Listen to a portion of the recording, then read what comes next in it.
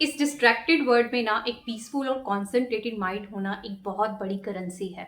लेकिन ना चाहते हुए भी हमारा माइंड जो है इजीली से डिस्ट्रैक्ट हो जाता है। लेकिन एक पीसफुल माइंड ही ट्रू हैप्पीनेस को फील कर सकता है। लेकिन कई बार हम उन अनकंट्रोल्ड चीज़ों के ऊपर अपनी एनर्जी और एफर्ट्स लगा रहे होते हैं जिन्हें शायद हम कंट्रोल ही नहीं कर सकते। तो आज की बुक के अंदर हम कुछ 5 ऐसे लेसन समझेंगे जो कि हमारी ओवर थिंकिंग, हमारा जो माइंड बार बार डिस्ट्रैक्ट हो जाता है, उसको कैसे हम अलाइनमेंट के अंदर लेकर आ सकते हैं, उसके कुछ 5 सोल्यूशन के बारे में डिस्कस करेंगे। वैसे तो बुक के अंदर 40 लेसन्स हैं और हर एक लेसन बहुत ही प्रीशियस है, बहुत ही इंपॉर्टेंट है। लेकिन हम उनमें से कुछ 5 जो चैप्टर्स जो कि आपके हर एरिया के अंदर आपको हेल्प करेंगे, आपकी रियल लाइफ के अंदर, रियल सिचुएशंस के अंदर आपको गाइड करेंगे। तो उन 5 लेसन्स के बारे में आज डिस्कस करते हैं। तो स्टार्ट करते हैं वन बाय वन।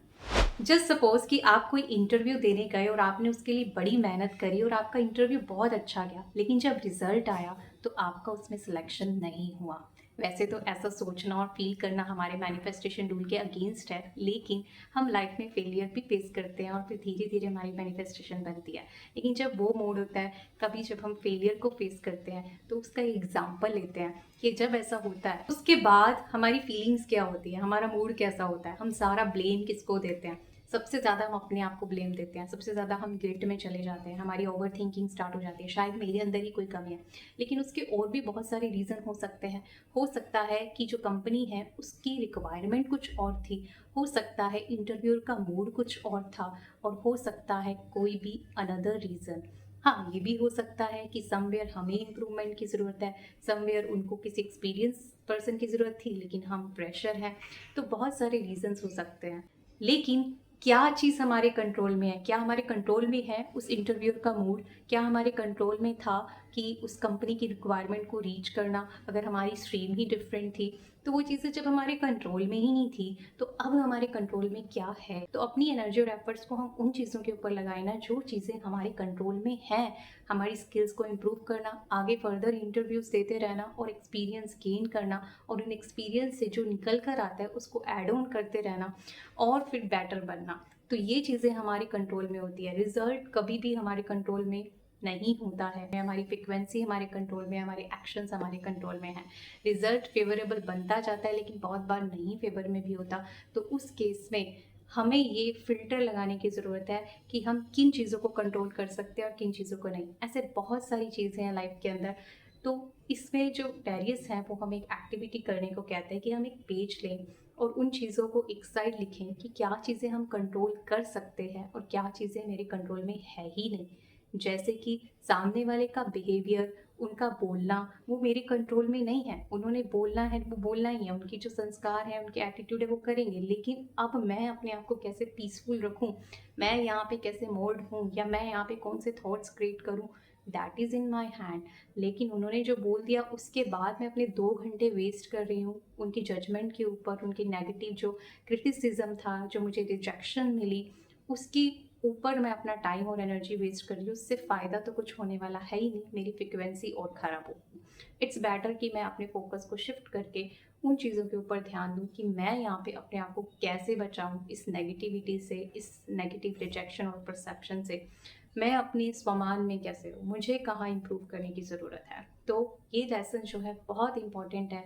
हमारा ध्यान कहीं ना कहीं खिंचवाता है कि हम बहुत बार अपनी एनर्जी और एफर्ट्स को उन वेस्टफुल चीज़ों के ऊपर वेस्ट कर रहे होते हैं जो हमारे कंट्रोल में है ही नहीं। अब जस्ट सपोज कि आपने फेसबुक के ऊपर या आपने किसी भी सोशल मीडिया के ऊपर अपनी कोई फ़ोटो डाली या कोई पोस्ट डाला, और वो डालने के बाद किसी ने लाइक नहीं किया, कमेंट नहीं किया, आपकी तारीफ़ नहीं की, आपको वैलिडेशन नहीं दी, तो फिर क्या होता है? हम जितने लाइक एक्सपेक्ट कर रहे थे उतने लाइक नहीं आए। किसी क्लोज़र वन से हम एक्सपेक्ट कर रहे थे वो तो मेरी पिक्चर लाइक कर देता या फिर मेरा पोस्ट लाइक कर देता, अगर उन्होंने नहीं किया तो उसके बाद हमारे कितने थॉट्स चलते हैं, हमारी कितनी ऊर्जा वेस्ट होती है।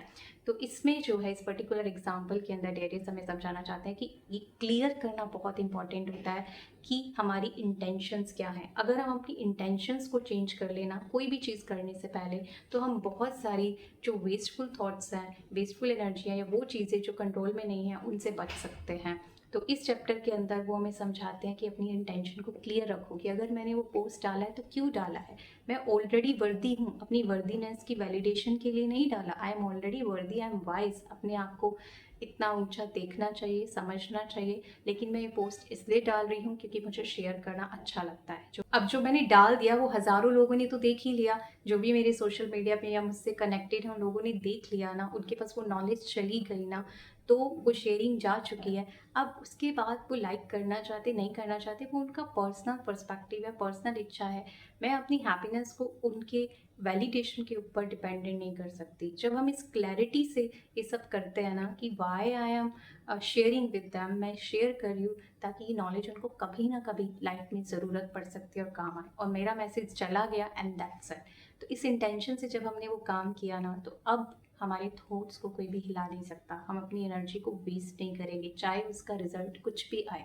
तो इसमें बहुत इंपॉर्टेंट लेसन देते हैं वो हमें कि हमें फोकस करना चाहिए हमारे प्रोसेस पर, हमारी जो इनपुट्स हैं उसके ऊपर। अपनी आउटकम से हमारी कोई भी अटैचमेंट नहीं होनी चाहिए। अटैचमेंट रखनी है तो अपनी इनपुट और अपनी प्रोसेस से अटैचमेंट।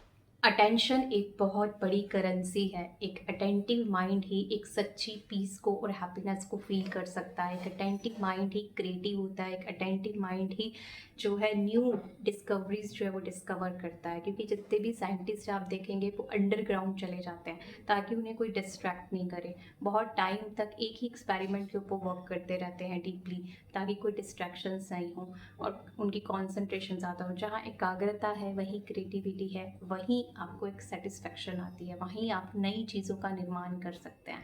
इसलिए अपने अटेंशन को बचाओ। डिस्ट्रैक्शन ना केवल हमारा टाइम को ख़त्म करती है, डिस्ट्रैक्शन हमारी क्रिएटिविटी, हमारी सेटिस्फेक्शन को भी ख़त्म करती है। एक जो स्कैटर्ड माइंड होता है ना, जो अभी अभी ये कर रहा है, अभी अभी फ़ोन देख रहा है, अभी अभी ये कर रहा है, अभी अभी कोई और काम कर रहा है, मतलब आप मतलब बार बार अपने माइंड को डिस्ट्रैक्ट खुद ही कर रहे हैं, तो आप कभी भी मेडिटेशन में कॉन्सेंट्रेट नहीं हो पाएंगे।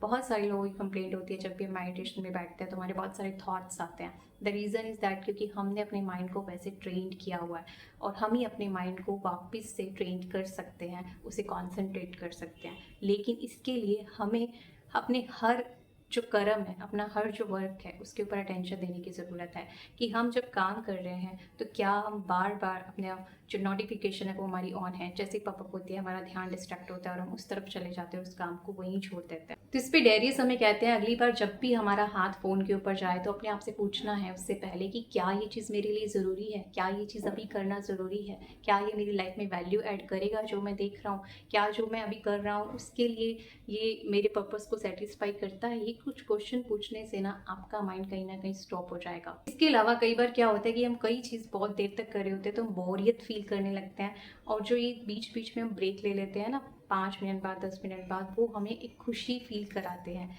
उसके लिए हम बारी बारी डिस्ट्रैक्ट होना शुरू कर देते हैं। लेकिन डेरिस कहते हैं कि वो बॉर्डम को भी ना अगर हम झेलना शुरू कर दें तो वो धीरे धीरे हमारी गुडनेस के अंदर चेंज होता जाएगा। मतलब वो बॉर्डम नहीं रहेगी, लेकिन हमें थोड़ा सा बस अटेंशन देने की ज़रूरत है। हम लायक हैं लेकिन हमें कॉन्शियसली उस चीज़ के ऊपर अटेंशन देने की ज़रूरत है। उस बॉर्डम को थोड़ा सा झेल लो, फिर वो बॉर्डम भी आपको ना बहुत सारी न्यूनेस देगी, बहुत सारी आपको मतलब रमणीकता को फील कराएगी। इसके अलावा डेरिस कहते हैं आपकी दिन की शुरुआत कैसे होती है ये बहुत इंपॉर्टेंट है। क्या आप अपने दिन की शुरुआत नोटिफिकेशन देखकर करते हो, फ़ोन को ऑन करके करते हो, तो पूरा दिन ना आपका वैसे ही जाने वाला है। इसलिए अपने दिन की शुरुआत एक अच्छे मेडिटेशन से या जर्नलिंग से ही करो, क्योंकि सुबह सुबह माइंड को हम जहाँ सेट कर देते हैं तो पूरा दिन वो उसी ट्रैक के ऊपर रहता है। जब भी हमें एंग्जाइटी होती है, स्ट्रेस होता है, तो उसका रीज़न कोई ना कोई फियर होता है। या तो फेलियर का डर होता है, या रिजेक्शन का डर होता है, क्रिटिसिज्म का डर होता है, या फिर कुछ खोने का डर होता है, कोई मतलब चीज़ हमसे छूट ना जाए, कोई पर्सन हमसे छूट ना जाए उसका डर होता है। तो ये डर को हम उससे डरने के बजाय, क्योंकि जब तक उस डर से हम डरेंगे ना तो वो हमें स्ट्रेस देगा, एंग्जाइटी देगा ही, थॉट्स जो प्रोसेस है वो नेगेटिव करेगा ही। इट्स बेटर कि उस डर का सामना करें, उस डर को अपने सामने बिठाएं और पूछें कि मुझे क्या चीज़ चेंज करने की ज़रूरत है, ये डर है ही क्यों, इस डर को मिटाऊँ मैं कैसे। क्योंकि आपने अगर उस डर को नहीं मिटाया ना तो सारी उम्र आपको परेशान करता रहेगा। तो आपको अपने उस डर के ऊपर काम करना है। डर ना एक बहुत बड़ा इंडिकेटर है जो हमें इंडिकेट करता है कि हम अपने कौन से कंफर्ट जोन के अंदर अभी भी बैठे हुए हैं और उससे बाहर निकलने की ज़रूरत है।